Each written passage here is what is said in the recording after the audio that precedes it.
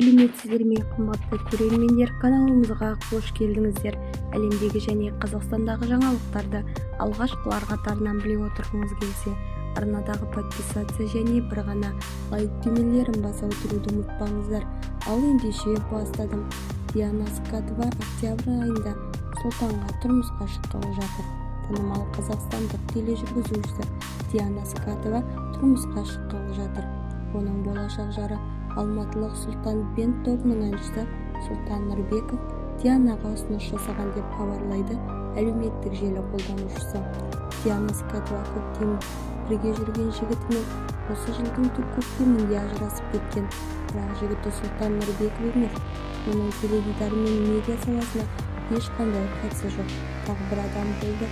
Көптеген келіспеушіліктердің кесірінен Диана мен оның жігіті екі жаққа кетті. Көп ұзамай қосылай реалити шоуының соңғы маусымында Диана Скатова мен Сұлтан бенд әзіл ретінде Инстаграм желісінде бір-біріне видео түсірген болатын. Диана ханым Сұлтанның туылған күнінде қартайып бара жатыр деп әзілдеді. Сұлтан әлі жаспын деп күліп жауап берді. Осылайша соңғы маусым аяқталғаннан кейін Сұлтан мен Диана телешоуды тастап кетті. Және олардың басқа да жоспарлары бар. Көріп отырғанымыздай, бұл маусымда Сұлтан мен Диана қатысқан жоқ. Жақында желі қолданушылары Сұлтан мен Диана туралы қауесетті таратқан болатын.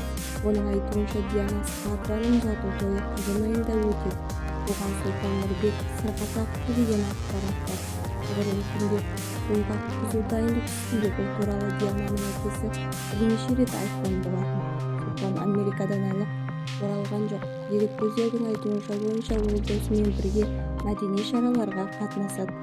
Әлеуметтік желілерде Сұлтан Диананың жаңа сүйіктісі екені жайлы хабар тараған. Олар 2020 жылы танысқан көрінеді. Бір сөзбен айтқанда, екі жұп жеке өмірлерін тастап, отбасын құру үшін бір жыл үзіліс жасады.